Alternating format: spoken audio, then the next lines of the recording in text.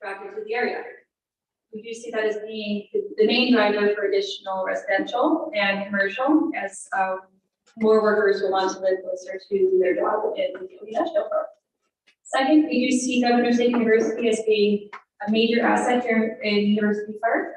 We do know that they recently upgraded to a four-year university, and that they're about to adopt a master plan that's going to facilitate the growth of the land around the university, which we do think could make an opportunity for some student housing, some employee housing, as well as other commercial and retail amenities. And lastly, the Chicago Metropolitan Agency for Planning, CMAP, has very calculated and methodic way of projecting population. For University Park, they do see quite an extensive growth over the next 30 years.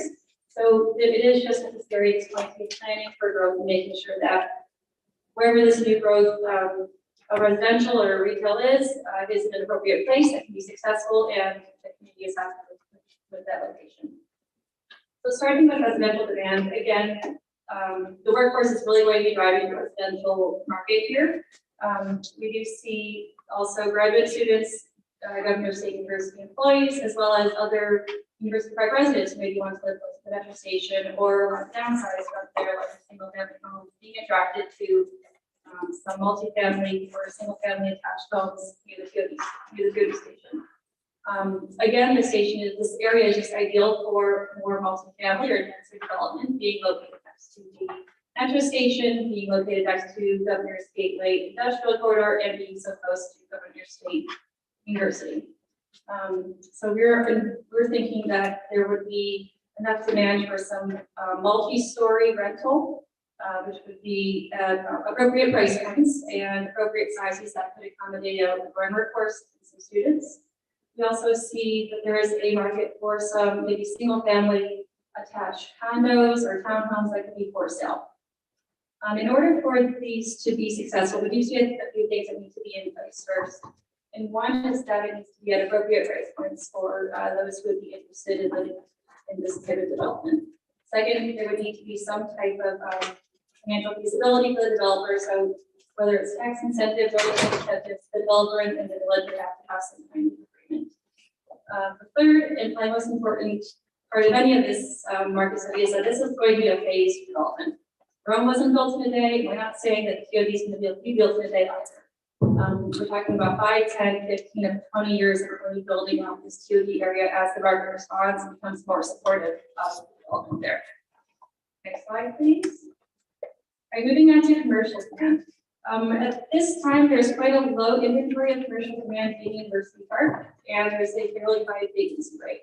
That's leading us to say that there's not a huge demand at this point in time for added retail. That being said, the growing workforce and the potential for new households could bring a limited amount of commercial development in the TOD area. We see these as being maybe some personal and professional services, whether it's a hairstylist or a barber to a medical office. There could be some room for fast casual food and beverage to serve some of the workers going to lunch or the students or other coming through the commuter parking lot. And then a small amount of retail, some of your kind of just basic regular retail storefronts. Again, this is going to have to be phased. Again, there would need to be some type of incentive or agreement with the village that would attract a developer, and it would have to have tenants that are appropriate for the area. Lastly, it would have to be, the location is key. For retailers, they're looking at everything from access to parking to automobile counts on streets. So in order for this to be successful, we need to really think about the location that these new retailers would be in. And lastly, industrial demand. I don't think it comes any surprise that the industrial market has been booming here in the south suburbs. In the south suburbs, as far as Joliet and I-80. Millions of square feet have been built in this area over the last 10 years. And University Park has a bit room for millions of more square feet. There's plenty of room in the industrial gateway park that could accommodate some larger tenants that are looking for large footprints. And again, this will require some kind of incentive and some infrastructure and transportation and connectivity improvements moving forward. Again, this is just the highlights of a very long report. You have plenty more to dig into. I'm happy to answer any questions online or at future meetings going forward. And I'm going to pass it to Stacey Meekins to go over transportation.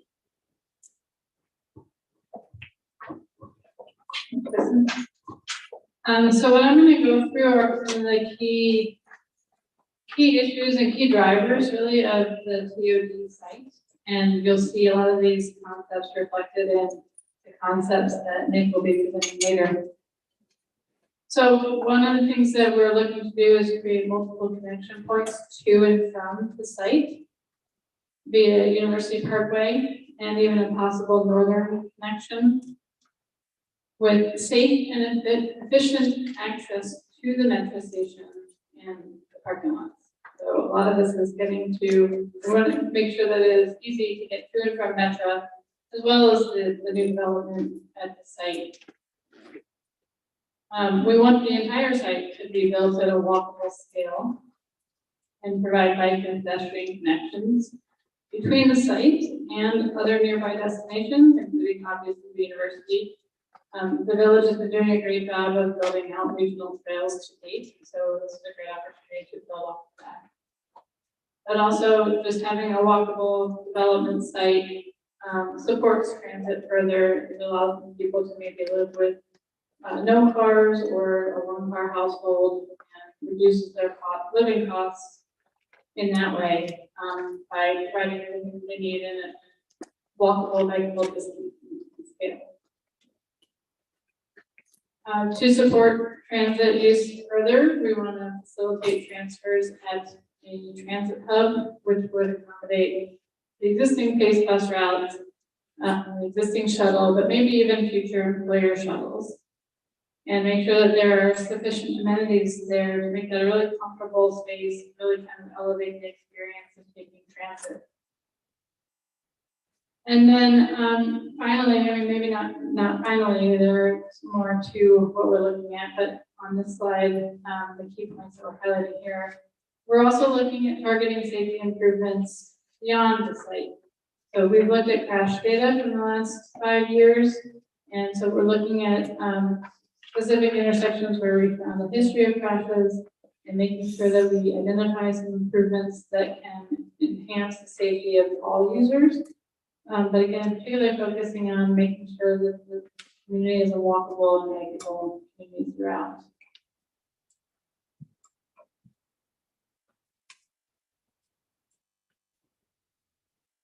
Once again, I'm Nicholas Pryor. It's great to be here. So we've talked about the existing conditions, we've talked about the market drivers, and Stacey just walked us through a lot of the transportation issues and opportunities on the site. And what that leads us to is the vision statement that's up on the screen. This kind of encapsulates a lot of what we see in the site, the opportunity of the site. So we see it as this next generation station. That's a place for the community to come together and build a strong housing and retail market. Really, this is where like a lot of the community can come together. And so we really see this as the guiding light for a lot of our work, this vision statement. So, but how that actually implements itself on the site is through these design drivers. So this is going to be how we assess any decision that we make. So we're going to look at how it maximizes connectivity between adjacent activities. We're going to look at how it provides diverse housing options for retail and other services. We're going to look at how it improves transportation safety. And lastly, we're going to look at how it provides basically a welcoming space, just a place people want to be in through the open space, the parks, the streets, just kind of providing a nice place that defines, I think, University Park. So this is really the way we're going to assess all the different options that I'm about to walk through. But before we get there, we've talked a little bit about different land use, different uses that can be on the site. And we always find it helpful to look at imagery. Like it's great to use words, but pictures are worth 1,000 words. And so this is some of the types of places. When we talk about retail, commercial, we talk about these nice open spaces with shops that people can walk by. nice streets with landscaping on them. When we talk about mixed use, this is really where we have ground floor retail with housing above, kind of nice, dense urban feel that, again, provides a nice place for people to be. And then when we talk about residential, when we looked at the market, we really see a variety of scales of density. So off on the left over here, we have 3 and 4 story residential developments. Again, very nice, well-designed, fit into the landscape. And then off in the middle, we have townhomes, stepping down in density, but still providing that nice sense of space in front of them. And lastly, we have single-family homes that are, I think, the bread and butter of a lot of development here in University Park. So these are the types of developments when we use words like residential or townhomes or retail. This is really kind of what. So getting into the main kind of point of tonight, we're about to walk through a series of development frameworks. So this is the existing site. So this is the station area right here. This is University Parkway, Snoqual Road, and then Governor's Highway. So we're really talking about this 77 acres right here. The first option that we look at has a series of, so these colors represent the different land uses. And the blue represents new streets that we're proposing to introduce on the site. So this one connects into University Drive, which leads you to Governor State University, and then turns and takes you right to the station area. And then it creates a secondary connection at what we have as point B. So this is where we talk about the multiple points of connectivity that Stacy talked about. This is how it begins to express itself in this option. We're also creating a connection on the north side that would go out to Crawford Road. So that would, again, provide more connectivity to the site. Now the red, I know you probably can't read it, but the red represents the retail development, and the purple in the middle represents mixed use development. And then the varying shades of yellow as you go north represent the residential development that we're calling. And this one, this option, option number 1, has a nice large what we call natural open space in the middle of the site. It's right in between the mixed use development and the residential development to the north. You can see we propose a variety of different open space options in these frameworks. So that's kind of framework number 1. As we move to framework number 2, you can see the main difference is it moves this B connection point a little further into the site. That gives us some different development options for retail along University Parkway. And it also, instead of just a regular road to the site, is a boulevard that leads you to this nice plaza or open space. So instead of a naturalized large green space in the middle of the site, this proposes a plaza right next to the station area. So that would be a great place to kind of go to as you're coming off the train or to the train.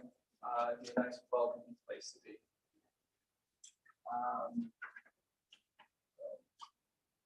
Yes, and it also includes that northern connection. So that's what we're proposing for option number 2. Option number 3. So the main difference for option number 3 is that it no longer has that north connection. You enter the site at point A, which has moved to the west. So it no longer connects with Governor State. Still close, but not quite connection. And then loops around past the station area and connects into all the connection. And then again, talk about open space. This proposes a larger centralized open space right in the middle that would be surrounded with development. So again, you can imagine a nice, vibrant plaza there.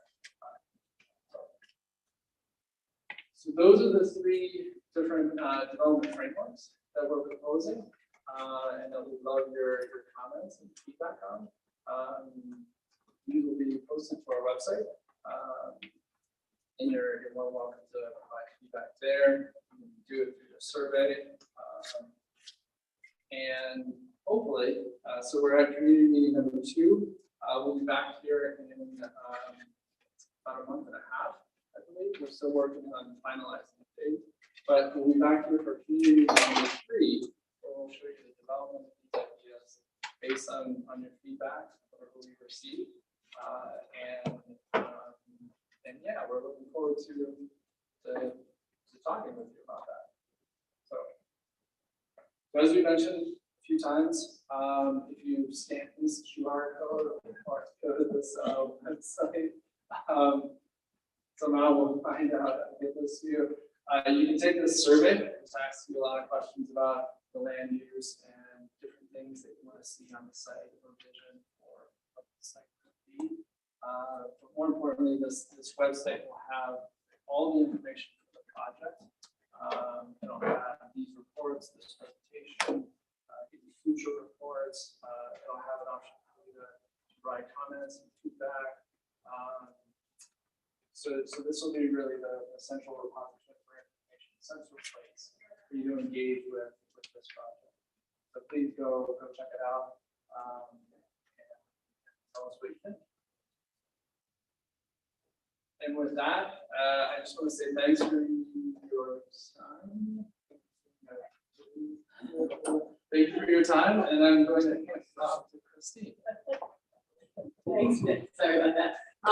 So if you want a paper copy, these would be at Village Hall. So I want to make sure that you can pick them up. It's at 4 Town Center Drive. Also, we will.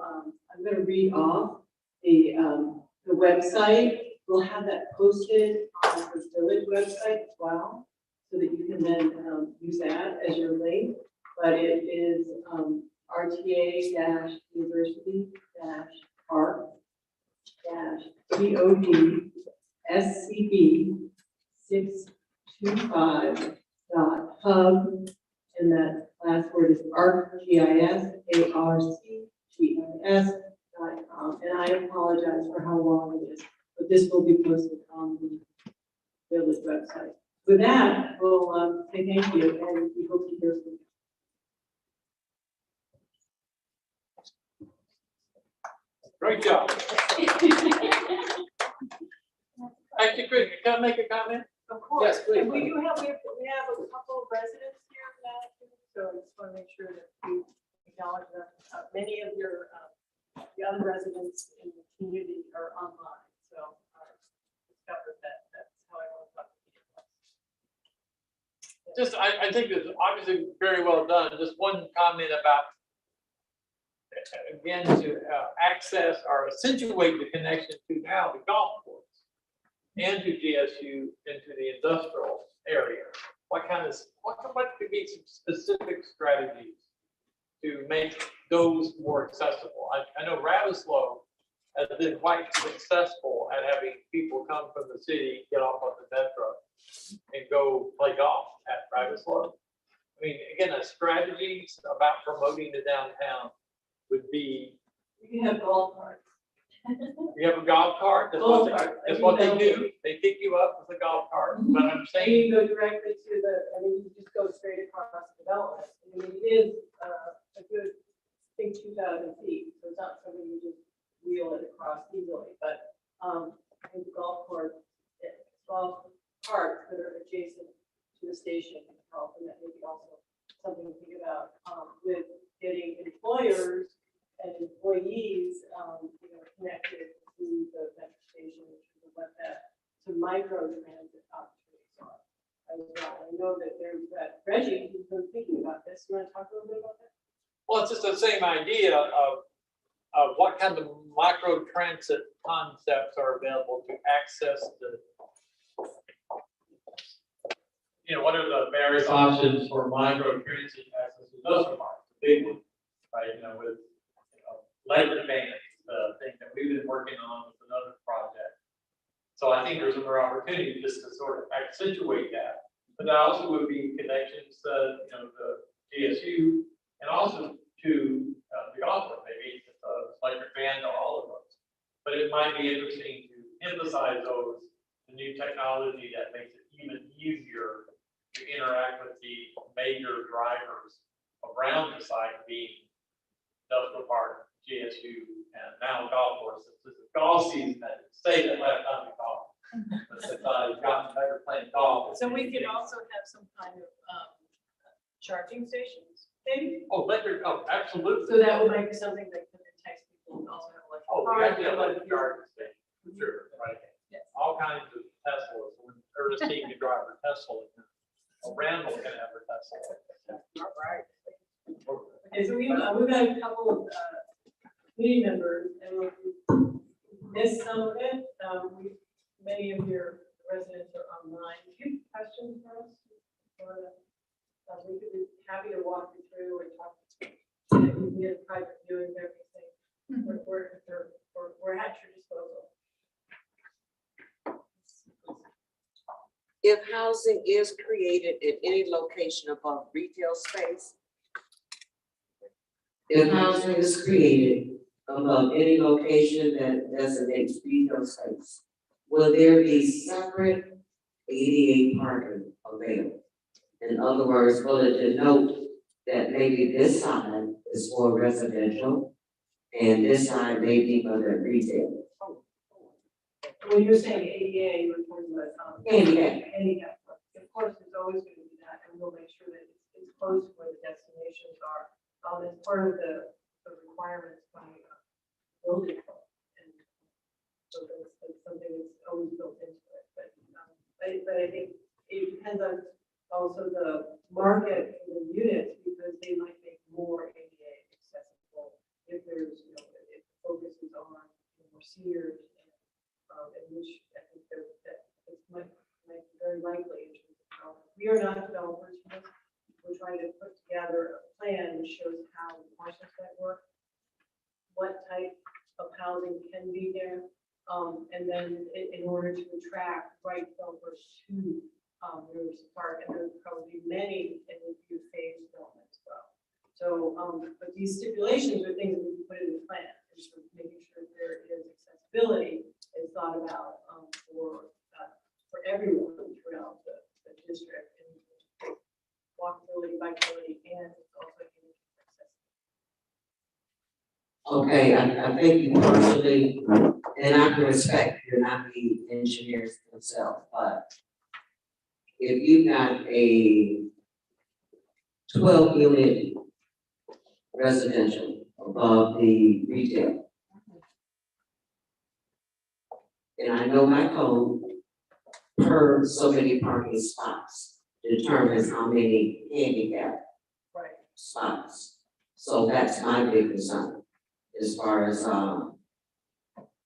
will those spots serve that dual purpose? Or will it be that limited purpose? No, they would have to be separated. So they have to have the housing versus residential. Yes. Thank you. I should have worded it differently. That's okay. Sometimes you just need to talk it out. So Also, I wanted to, you're pretty close to each other. Yeah, don't. It's the distance between the. I want to mention too that University Park anticipate completing as a result of funding a side path.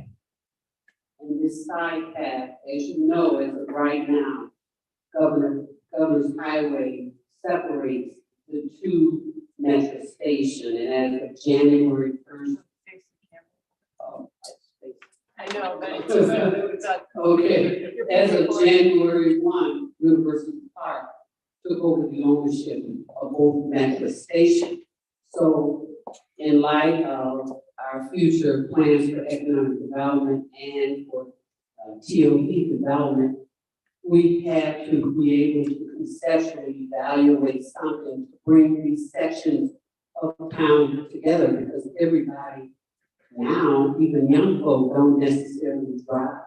They may bike or walk as a preference.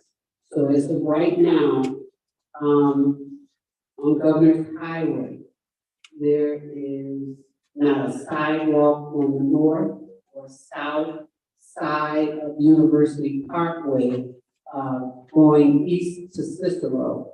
And Cicero in that area, of course, is industrial development.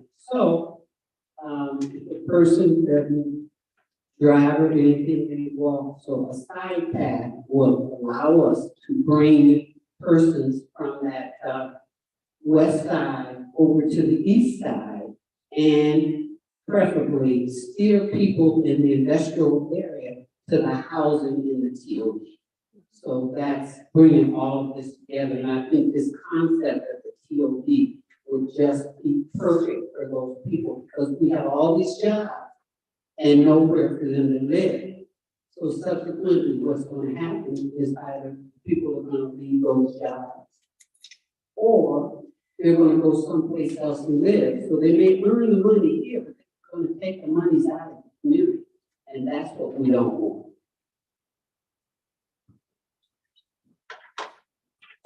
Do we have a plan? Do we have a plan, who owns the property as it, when we start trying to attract developers as it? Yeah, I know developers are- I just spoke to Ernestine earlier about this, so there are two landowners. Yes. They are both interested, but they're waiting for the real deal to show up. So I think part of it is being able to prepare a plan that will spark the interest of developers and bring that together. They are eager to see this happen. It's just, you know, they need to see that this is, So let me know be part of our thought process, because I know a couple of people who are interested. That's good. So that's our next phase is implementation as well. So we'd like to resolve a strategy for site access. I think we have very similar land uses in terms of location along, you know, retails along University Parkway. Adjacent to that is mixed use, and then further north we have our residential. Some of the things that, you know, we'd like to get feedback, and maybe it's going to be a village decision as well, is that whether we can utilize the intersection with GSU that does have a signal, but it would require taking some land, a small corner off of the golf course. We don't know if that's possible or not. The other solutions have us, you know, creating another intersection, but it will align with the traffic signal, which can add more cost and be, you know, just more difficulty for transportation. Do we know how much land is to be sold for? Also, comps for everything? We do, but that the cost now has been inflated. I'm sure. But what do you mean, what is it? 25,000? No, we don't wanna, Oh, we don't wanna mess it up. So No, it's we'd not. like for it not to be made public. 2 million an acre? It's still. He's speculating. Okay, we have another, I want to give this woman a chance to let us know why she came out tonight. We do appreciate it, and what some of your interests are with the TOD. You have something you want to share with us? I just want to see what this is all about. Okay, good. Are we helping to explain it? I've been in this village for 48 years, and this name and all this, I knew about this.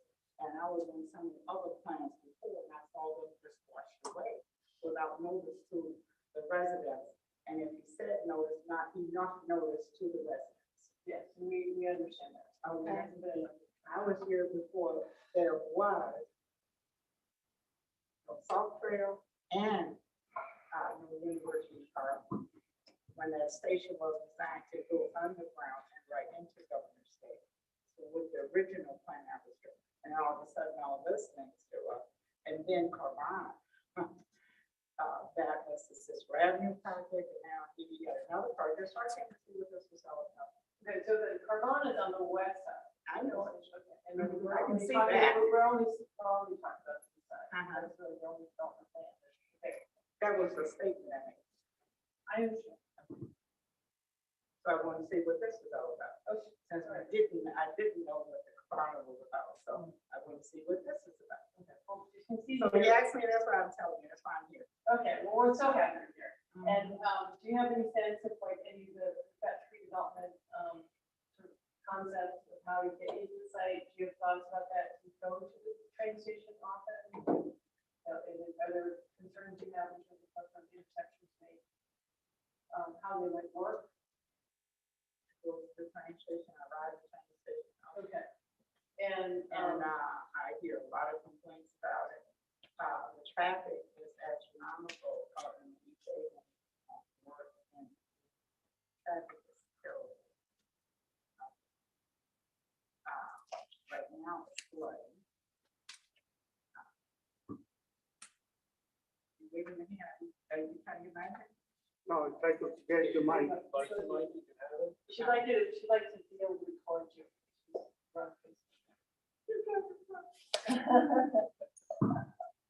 There we go. Traffic is really bad out there, and even when people get off from work, it's bad depending on the class that is exiting Governor State.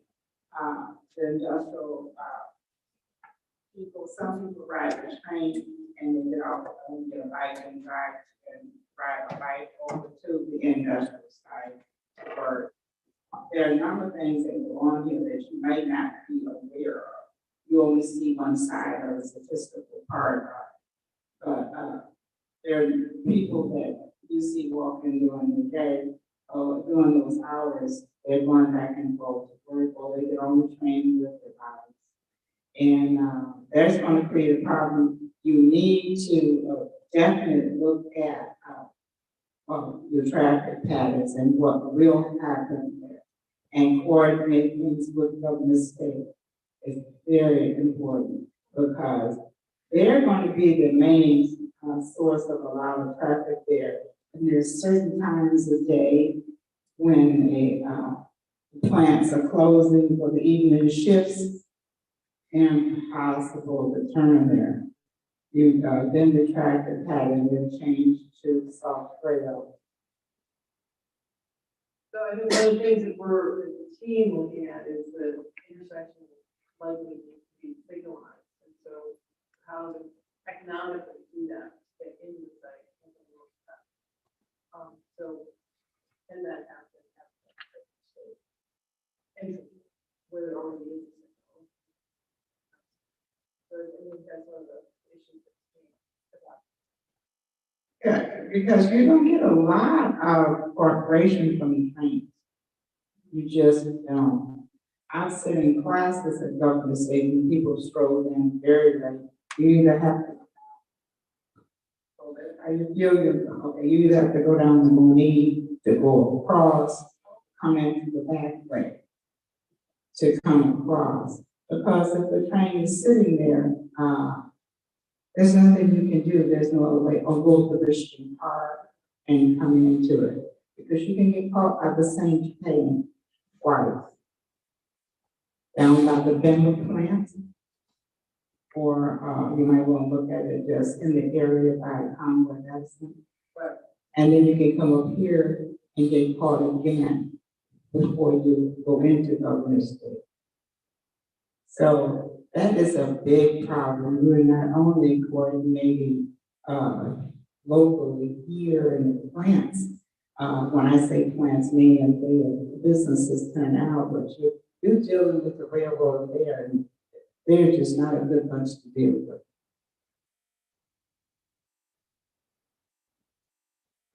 Now, if there is a tremendous amount of coordination, it has to take place. I don't know if you want to talk about issues or Transport. well, not necessarily train coordination. Yeah, part of what you're doing, but any of the considerations, how you're thinking about Vision Zero program. I mean, we're definitely. I think you bring up some great points, and I'm just taking some notes as you were talking. Yeah, I think we're definitely looking at how to get people from the west side to the east side and vice versa, from the trains to go to those industrial sites. I think I was not aware that people are getting off the train to take bikes to their jobs. I think that's a good thing to know about, and we can think about how to better accommodate the storage of those bikes maybe at the train station to better facilitate that, as well as, the building up the side path network that people have of safe and comfortable route. And like I said, I think the village is already being very proactive about that, but we want to keep building on that. The bikes are usually, when a person rides a bike in conjunction with the train, the trains, commuter trains have made it, allowances for the bikes is right with them, they get off of it, they ride it to wherever it is they work. Yeah. So that part is taken care of.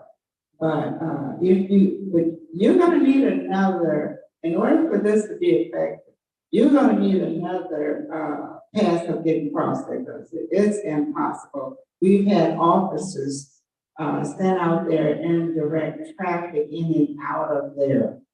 And it's a problem if if there's a train there and it's a long train step and you're trying to get, in there to be in your place to get on that train as a commuter to go downtown or wherever you go on the Bears game or whatever. He's cutting me off. No, it's technical difficulties. He's working on it. But there's a lot of this data, but I don't know what you've done about looking into it. I know we had someone in the village that worked on over and over again about overpass. But it's not, it is difficult. It can become very cumbersome. When you're dodging it, you're going around it or doing whatever you can. If you're going to Richmond Park or you're going to Monique to avoid that at certain times. Yeah, I know that there was a previous, I don't know if there was a study, but there was an idea to grade separate Governor's Highway and University Parkway. I think that is not moving forward, but there is a study for a signal at that intersection.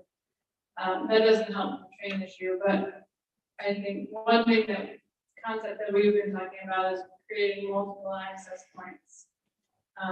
So to alleviate that, the kind of pinch point at one access point to and from the train station, it would disperse traffic and kind of distribute that load that you're talking about that happens when people are getting off work, getting off the train at the evening hours. But it'd be interesting to see how much research you've done into how many people come from afar to catch the train here, because to commute to their jobs or whatever downtown. And it is they're not coming just out of University Park or free. Now, since they did not get that deal through with Preach, you have a lot of people coming from the east as well. And if you're on this side and there's a freight train holding you up and you're trying to get in to the station to get your train, you need an SUV so you can jump on the curb and go around the track. So these are things I'm pointing out to you because I use it quite often. Well, I mean, I think one of the nice things about this station here is that there's parking on both sides. That's good too, but if you're on this side of it, it's a problem. And I hear people talking about how ridiculous this is. Nobody studied the traffic pattern. If you're on the other side, you don't have too much of a problem because you go underground. You go under Governor's Highway and come up. But over here, there is no place to go but wait or go to Richmond Park. Because this is the end of the line. Do you get that?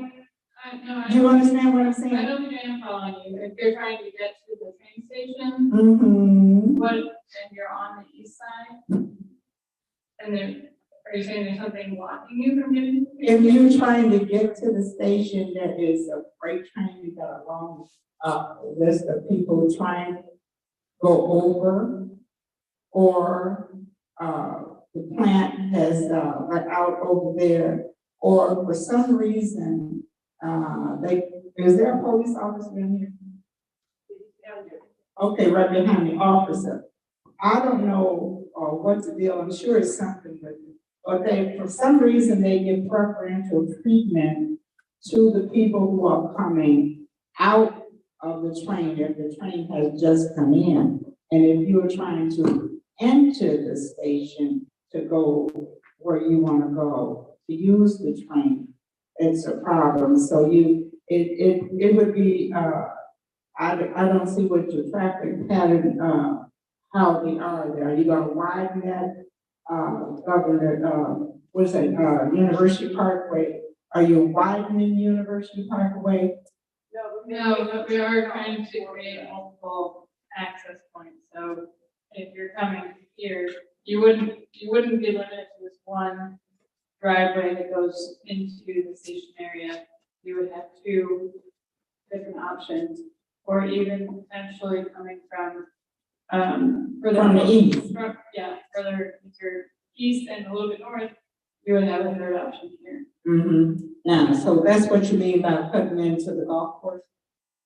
That Take a look is- at the golf course, or have you thought about, that property that is on near the, by the station where the school is there? Yeah, This is the part. the daycare. This is the part where you're talking about cutting through the golf course. This is just strengthening an existing access point, so we wouldn't cut in any more access points in here. We wouldn't want to get any closer to the train station or to the rail tracks here. Mm-hmm. But there's opportunity for multiple connection points along University Parkway. But you gotta be able to enter somewhere, either down or the north. Yeah, you can enter a couple of different places here. I don't want you to not take that into consideration, because more and more people will be coming, and they'll be coming from the east and so far from the west, not so bad, but from the east until you get out of, one of those plants let out over there in the evening. Yeah. Right. Yeah, no, I think you're bringing a really good point. I know I have, but see, I've been there, I've done that, so I know it's a problem. And I've been sitting in class, people coming in late at Governor State, it's a problem. Overpass may not be too bad. Could I say? Yeah. We, former trustee, I've been working with former trustee, we actually investigated that and we're going, into finding out how this could be done and cost estimates involved. And, basically, it was estimated to do an overpass costing $50 million plus to install this overpass. So the question was basically if it had an 80-20% match, just hypothetically, that's more than the state probably entire budget they would have to offer to one municipality in one funding cycle, because we offer to you, as you know, state dollars, will start from 80-20, 80%, maybe come up with 20% match, or 90% come up with 10% match, however it's determined, based on economics. But the point that I'm just mentioning is that we were trying to look at some of the options because that was almost financially impossible at this time for us to do, and the state slightly made it clear that it would be an impossible thing to probably do. So we're looking at other options. One option that came as a result of this is the northern path through the northern street that's being considered north of the golf course that you just mentioned out, is utilizing that as east-west entry. Rather than coming down Stump Road, they will go further north and use this northern path to come into the center you can come that way, or if you're going through Richmond Park, recommend coming back through on South Village, coming east and coming around into Crawford there, then taking Crawford once you make University Park South before you get Stumple Road, you make that turn on this proposed entryway, and you can get into the train station there, or you can go into the development. So, I know what, Mrs. Truss was talking about, so we've been trying to look at some other options and trying to do that, right?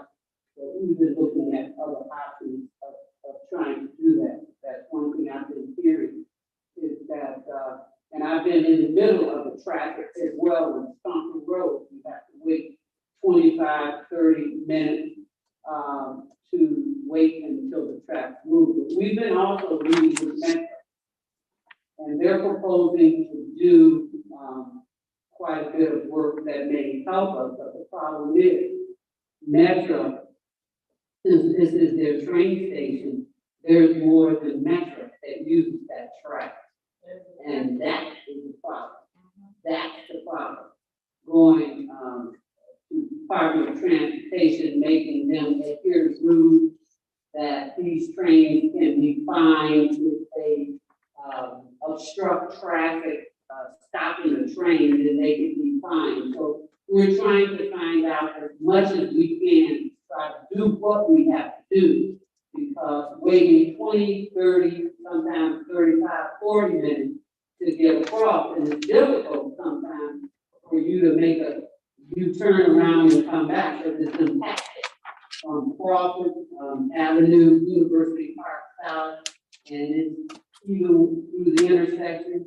Persons that are on the eastern end of Stumple Road, they get tired of waiting, and they make that right turn to go north and get out. But if you're in the traffic going westward, it's very difficult to get out of that. It's very difficult.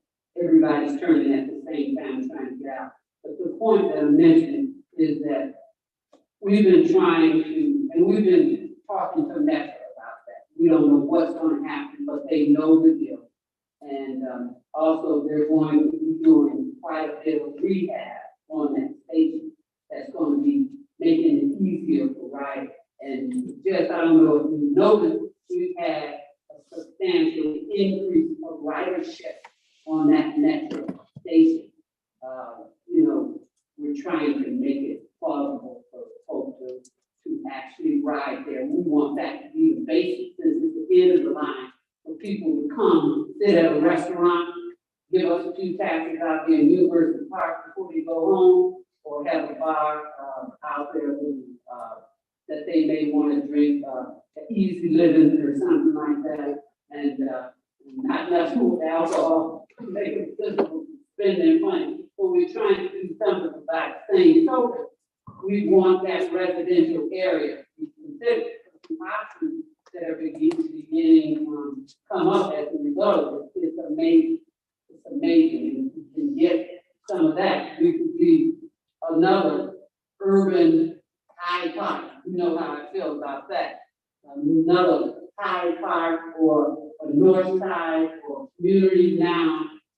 People are coming south. They're coming south more than ever because of the increase in crime in the north. So we wanted to make a pleasing place for this. Transportation on the west, livability on the south, and do some retail in there, spend a little dollars and specialty. So whatever it is, all these points are good. Okay, I'm curious about this. Did you investigate how much it costs? Did you investigate how much it cost us to go on Stumple? To what? When we went under Stumple Road. To go under Stumple Road? Yeah, we went under Stumple Road. That wasn't always there. Yeah. We went under Stumple Road. And then, like I said, the train station wasn't even there. Yeah. And then there was a problem from one side to the other, so we went under Stumple Road. It's as we. I was just want to know, did you investigate how much that cost? No, I didn't investigate cost, we saw some old records. So we did it because there's major sewer problems now. There are major sewer problems. So that's one of the questions that if we did that now, that would be an increased cost, and then we have to go at another side for sources of funding. That may be something that we can look at, but right now, with all the dollars that are looking here, with this money available, everybody is going at this money. Money is becoming very competitive. There's a lot of water in that area. Yeah. Any development will require a lot of sewer, which means, Back nine at the golf course. So we did get a question online, tonight about, bus connections on Cicero, and I don't know, and we've got Medford here in RTA, and we don't have our chief, representative, so, I know that that's something that is always being looked at in terms of ridership and what the opportunities are, but I don't see if you want to respond to what the process is. I'm not sure I understand the question. I think they're looking for increased bus access to the station, all of the jobs and developments happening. So increase bus service. Increased bus service on. Okay. Yeah, I mean, we have fiber case with fiber case. I don't know exactly what their actual time for adding service. We have service. But as of right now, the bus does in fact come through there. Right. It's a stop. I think it's the frequency and access issue. We also have John McFarland, who's with Met. I don't know if you want to speak a little bit about the parking and the current arrangements that are there today.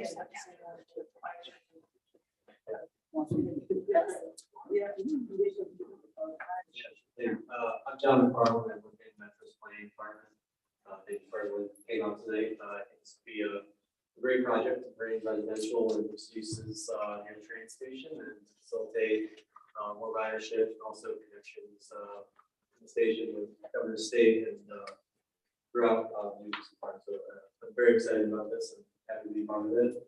I do know that we work closely with our railroad partners, not just on the Metro Electric, but throughout our system. And we have heard from some communities that our freight partners stopping on the tracks for a extended period of time. We do our best with that. But Metro Electric, we have seen ridership higher compared to our other lines. Pre-COVID, I think Metro Electric has been at about 40 to 50% to 2019 levels. Our other lines have been 20 to 30%, and I think that does have something to do with the paratransit South Coast pilot that's going on right now, which there's cheaper fares on the Metro Electric and Rock Island lines. I know it was brought up that University Park is in the middle of the station, and we have data on where riders originate, and they do come, as far east as Indiana, far south. So we do have, pretty extensive commuter parking here for those people who are coming throughout the south region.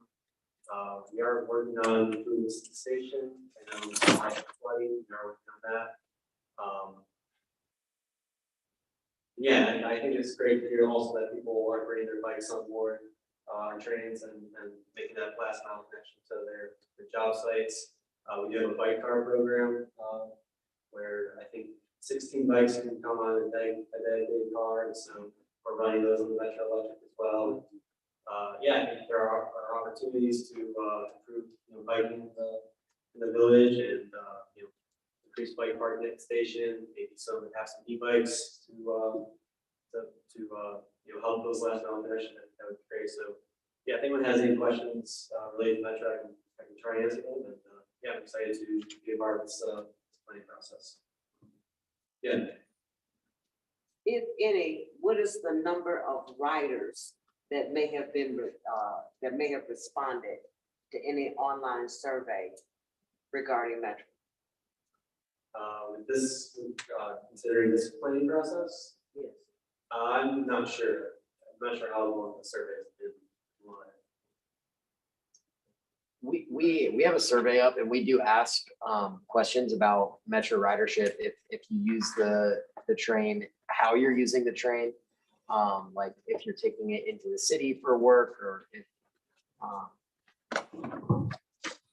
So like I said, we are asking questions about how folks that either live or work in University Park are interacting with Metro, whether they're taking it from University Park to the city for work, vice versa. And so we are collecting that information. Our surveys are still open and we're still collecting that information. So we wouldn't have for you like a concrete answer of that at this point, but that's definitely information that we're still collecting and we'll be able to share soon in the future.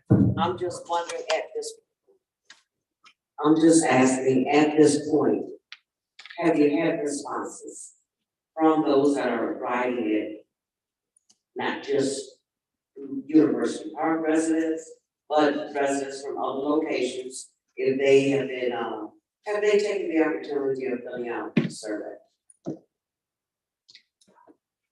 I think we, That is still having circulated. we Knows have about it. tried to circulate it as much as possible. It's on the website now.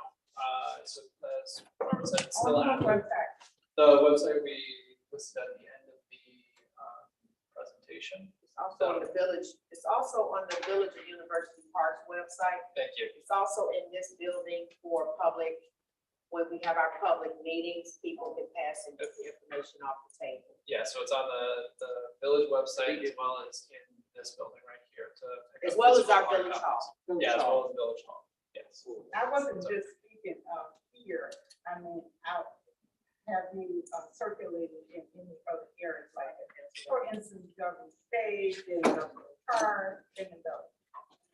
She's raising her hand, trying to answer the question. Thank you. My name is Keely Childers. I am the Community Relations Director, and the information Ms. Mary has been given to all of the apartment buildings, as well as the local businesses in town, and Governor State has it, along with the housing, the students, they have it in the dorms as well. And also, we have not and cannot exclude the industrial park. So they have it also. So we're trying to get it on there as widely as possible. And we'll continue to do so. I wanted to jump to another comment from online, from Jalissa Weil. Sorry if I mispronounced your name. Just saying we need more buses out here besides the train. University Park needs to open up to more jobs, but there's no transportation to get there and back. So I just wanted to make sure to read that out and note it as a need. We do have 367 that runs all day. We do have 367 plus 367 that runs the community all day.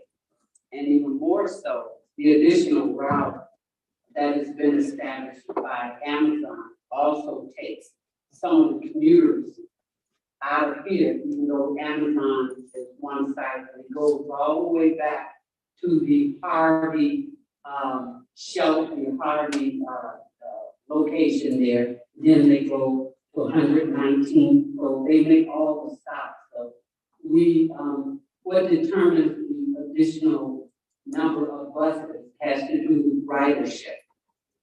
They will not increase the number of buses in this town unless the number in our ridership increases. And that has been the problem. I'd just like to add a point to that, increased density, residential density would help with drive those ridership numbers up, because Mercy is correct that the bus system, the PACE bus network, be adding service unless they have enough demand for riders there.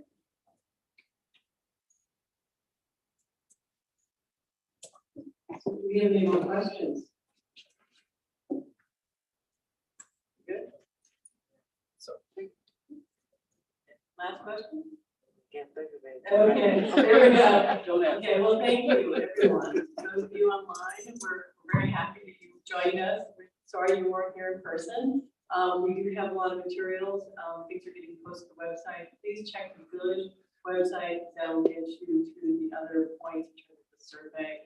And that's where we're going to be posting also the outcomes of the plan. So, and we're going to be looking at the development strategies, so we want to get your feedback on it. So start at the university website, it'll connect you to this project's website, and we want you to answer the questions about which one of these plans you prefer. Stay tuned for community meeting number 3. Yes. Thanks a lot. Bye-bye.